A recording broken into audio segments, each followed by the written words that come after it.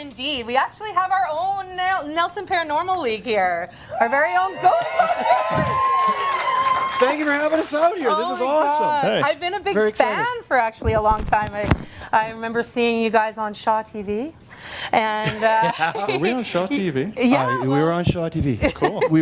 Yeah. I must have missed that. and I was so fascinated by the stories. Do you think you'd share like one of your most creepy, wonderful stories with us? Yeah, first off, you come right out here and it's Ghostbusters, look at us. Why do you get the impression that we're some sensationalistic ghost-finding type people? I don't know where they get that from.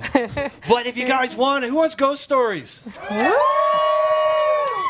Okay, I'm going to start it off with one very quick one because this is one of the latest ones. One of the biggest reasons why we like having fun, like doing the Ghostbusters thing and looking for ghosts is that the more we talk about it, the more we get excited about it, the more stuff comes up. So I've been watching the band back here, and I've got a story for them because this comes from one of the real estate stories because you can't sell a house here in this area, I'll say, in Canada, without disclosing some sort of graphic, gruesome details. You have to tell everything? You have to tell them if something like that happens. So in this case, in Nelson, can't tell you the address of the house. What happens, a person hung themselves in the basement. Beautiful basement. I say this for the band. Because it was just a big, huge, tall basement. And what happened is when the guy hung himself, they found the body. It was disgusting. They had to sell the house after that, but they had to tell everybody. Okay. Somebody hung himself in the basement.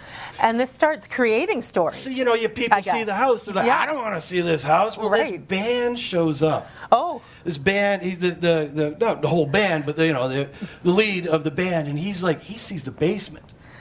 And it's like, this is a big vaulted basement. They're like, but we got to tell you. Somebody killed themselves and they hung themselves in the middle there. Right. And they're like, I Serious. don't care. Look at this room. This is the greatest rehearsal space ever in Nelson. Come on, look at the price of this dead house. bodies. Yeah. So they started practicing, but here's what happened when they started practicing. They were doing one of the rehearsals and the lead singer actually stopped halfway through the song and started looking red in the face. Uh-oh.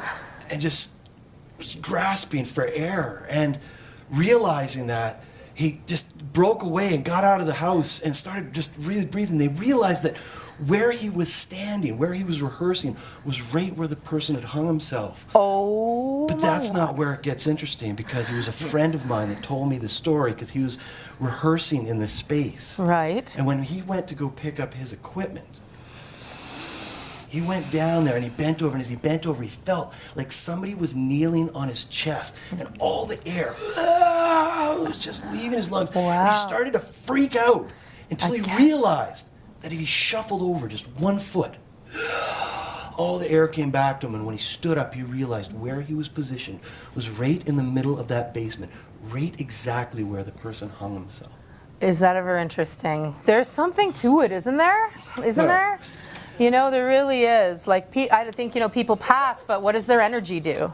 Well, that's where does their energy go? Does it hang in the place they last left? Is it in the atmosphere? Where'd it go? There's so many beliefs and so many things out there when it comes to, say, the paranormal. Right.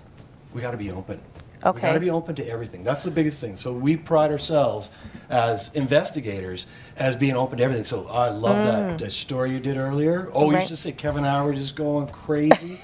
Kevin was taking baseline readings, like what happens if something triggers tonight, because you never know when you are being open to the unknown. You never know when something's going to happen. Exactly. When that's interesting. So when you say you're taking a baseline reading, what does that mean? Well, there's a few standard tools we use. One of them you can actually buy. Oh. It's called an electromagnetic field detector. Okay. And it's actually used for detecting power sources. It goes crazy if you go near a microwave, whether it's on or off. Okay. Electrical outlets, old-style televisions. And it's said that spirits also give off a certain electromagnetic frequency. So I would take readings around the room. Any place we go to investigate, I would take readings. If I find high energy readings, this thing goes red, and then I try to find, so there's a power box behind there that explains that. But there have So been, sometimes there's logical reasons why it may go off, and that's why others you not do so much. the baseline is to eliminate all the logical reasons, so that if you're doing something and suddenly you have a power reading where there wasn't one half an hour ago, Sure. you have to ask why.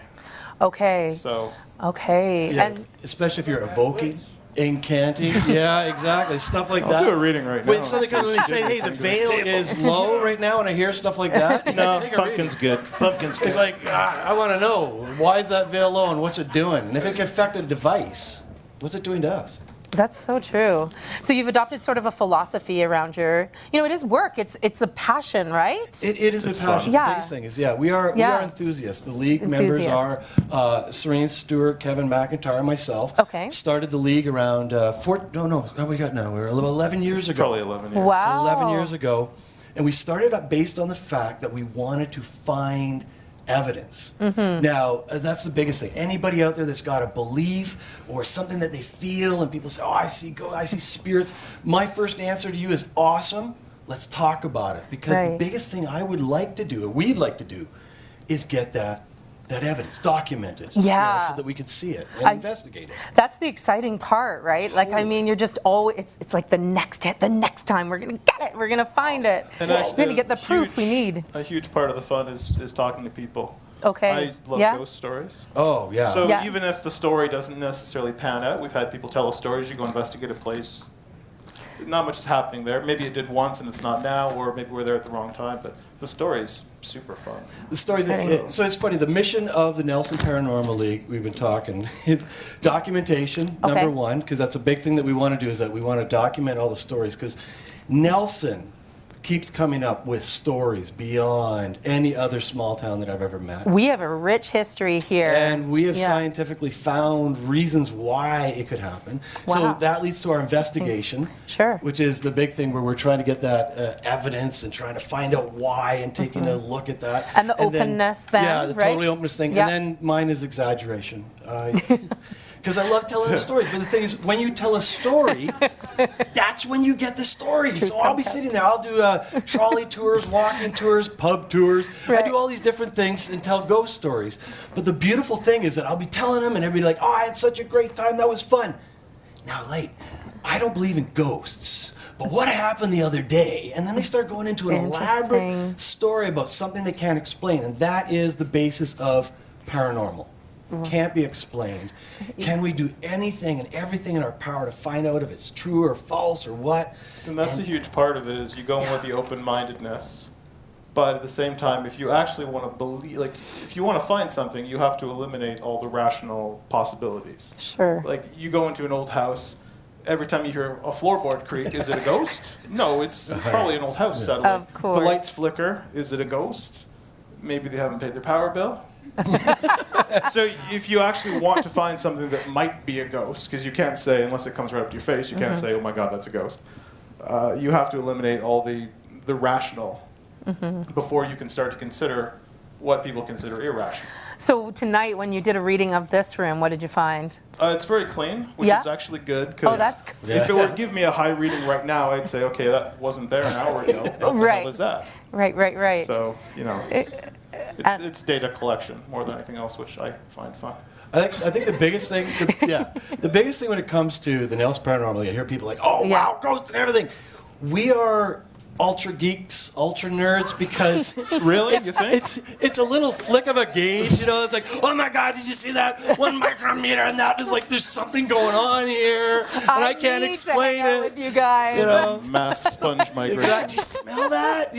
Listen. Yeah, listen, smell something? That's brilliant. Yes. Sorry. People deep want to cut. clap for that.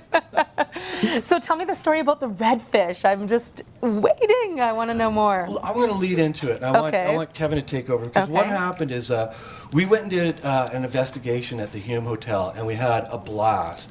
Which we're going to see a clip of here in yeah. just a few minutes. We're going to see a clip of that. But what happened, though, after the clip, way after the clip, our sensitive, Thea Trussler, started doing tarot readings in the redfish. And then we had... When we just quickly explain that the Redfish is a building that had been in Nelson for a really long time, and it had a bunch of different businesses, but in the last part of its life, it had a restaurant on the main floor, and the place burnt down. And let's just say the little history of Nelson. Come on. Yeah. We're a port town people. Yeah. We had what? 14 brothels and 44 drinking establishments registered with our government at the turn of the century.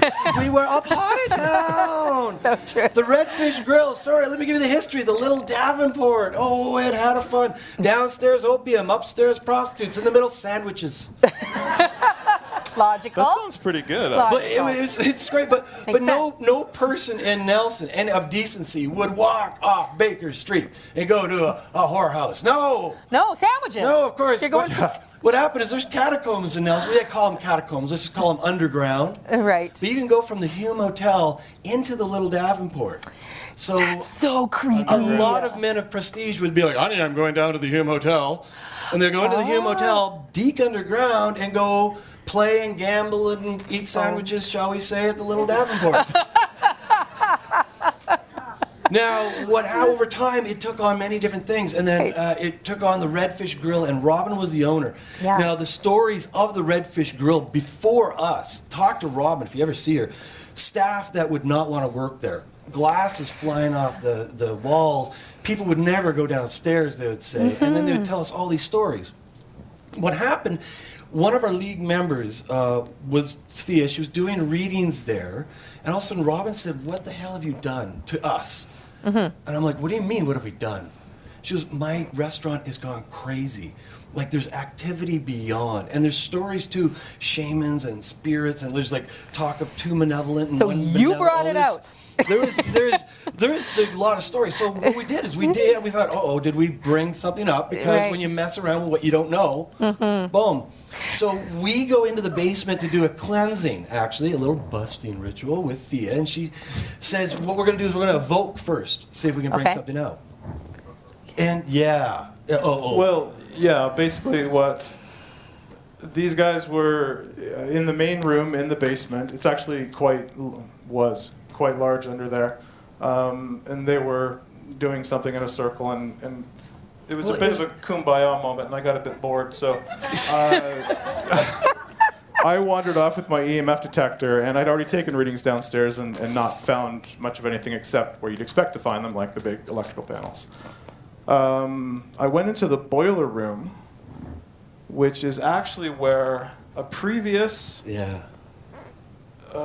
shaman had reported. The story was, Robin told us, he went in one morning and offered to check out their supposedly haunted place in exchange for breakfast.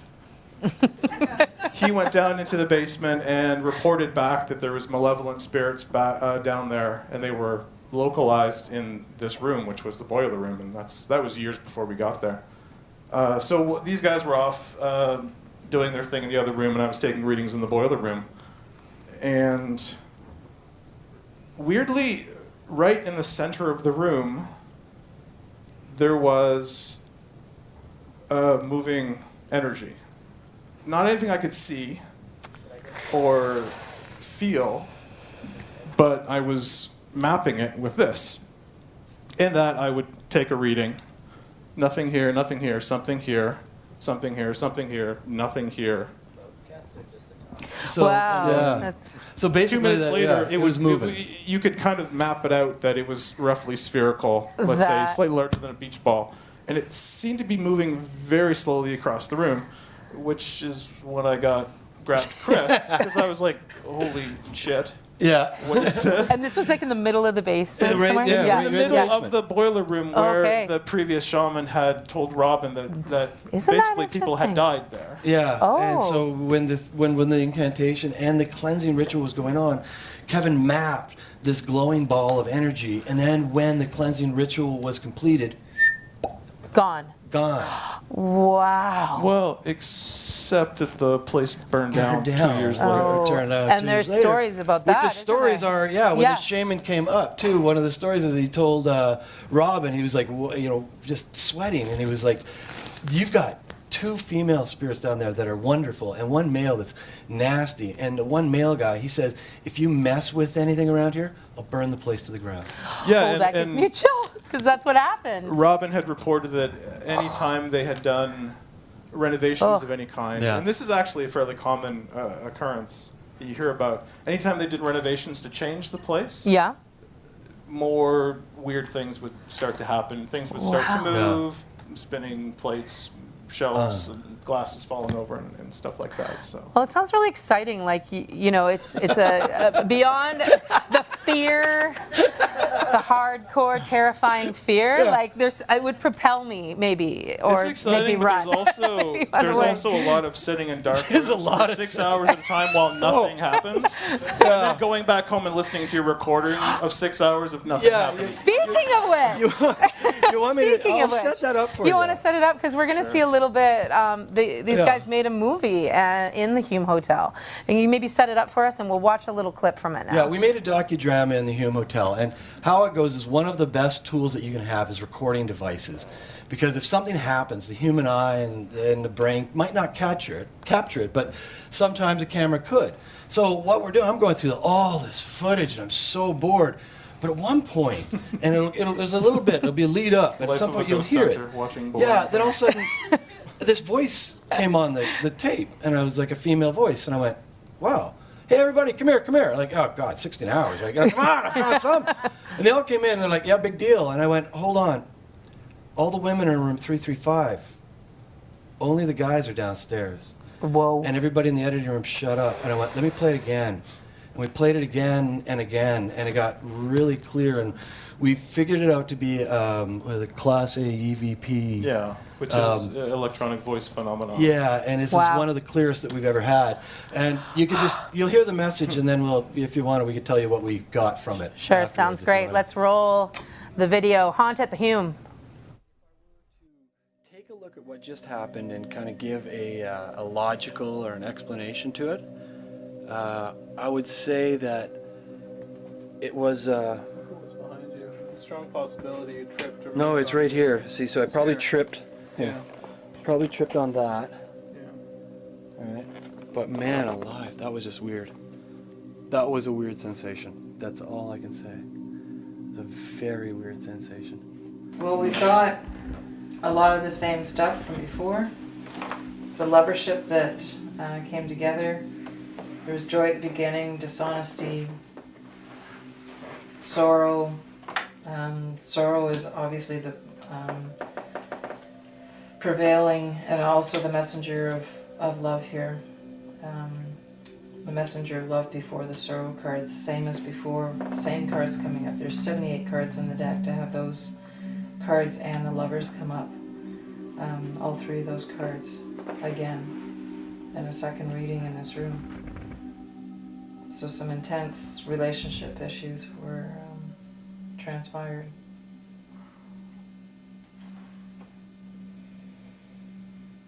And I really have a headache now, guys.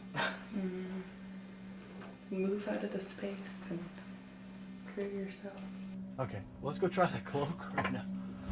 And I'll stop tripping on things. I do feel some kind of cumulative effect of the air, or I don't know, of being down here. It does feel like I'm getting hotter and less comfortable with maybe I feel the same Yeah. way. the tightness, the closed-inness of the space. Really, the odds of, because I've shuffled, I've cut the deck, to have those three cards come up in that storyline again. This room has a heavy history of a difficult love affair.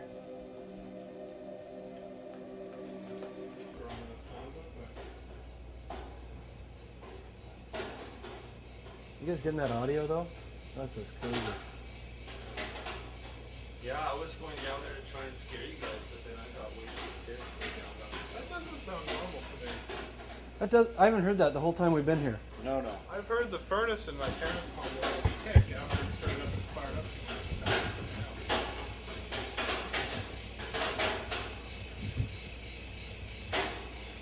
something else. Okay, no, I'm going down, man.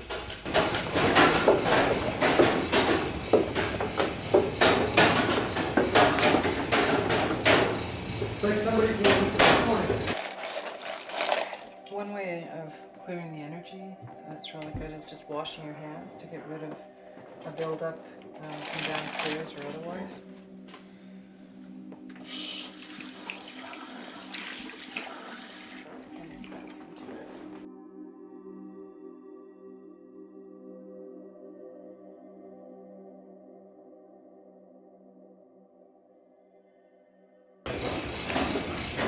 That didn't start when you guys were down there. Yeah. And we did hear a footstep. Yeah. But what are the odds we actually caught a footstep on the audio? Bingo. Careful. But what are the odds we actually caught a footstep on the audio? Bingo. Careful. That didn't start when you guys were down there. Yeah. And we did hear a footstep. What are the odds we actually caught a footstep on the audio? Bingo. Careful.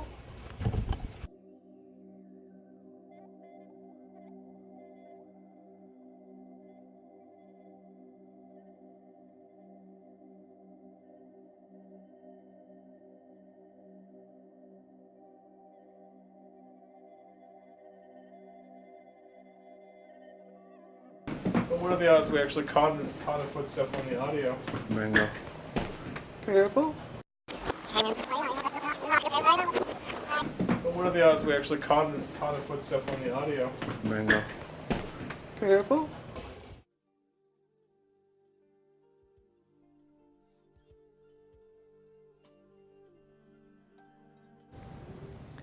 Wow, that's gonna keep me up at night.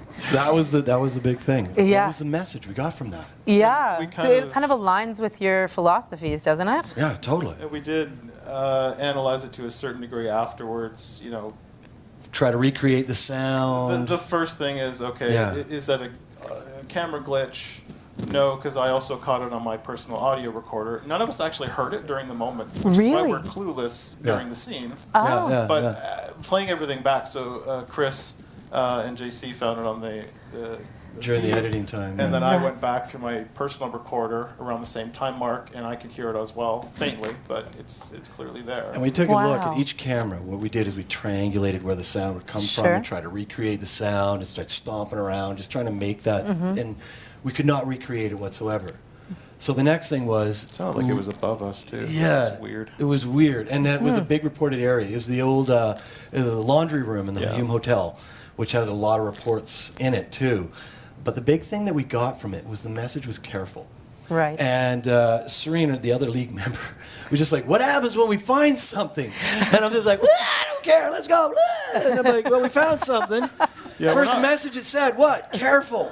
We're What not is really that? prepared to deal with spirits if we come in contact with them. It's like the first scene in Ghostbusters, it's like, get her! That's all we Exactly. don't know what to do. Run at it. You know? Well, I like your haphazard approach. So that's what we've been doing. One of the biggest things is we've been gathering. People have been asking us how to become a member, how all that stuff. Let me just tell you this: there's 3 league members. What we want you to do is go check us out on Facebook. Good. Get on there, get in touch with us. One big thing we're going to do after Halloween, because Halloween is a big veil, lots of fun stuff going on. But we're going to start up documentation of Interview with a Ghost Hunter. Basically, we want to get stories from people. People have got stories, feelings, vibes, philosophies, and beliefs. We want to hear them all. So the Nelson Paranormal League, after what we found, we really want to start setting ourselves up for some exciting investigations in the future. And by doing so, we want to get some more documentation and going to do a lot more storytelling and having fun too. Excellent. Connecting with people in town that maybe have those gifts, like shamans, etc., that Totally. can get in touch with the other side. If you have a haunted basin, let us know. Yeah, especially that one. Look at it. And again, you can get a hold of them by liking them on Facebook, the Nelson Paranormal League. Give it up for them, people. Yeah, thank you so much. Thank you so much for being here. Thank you both.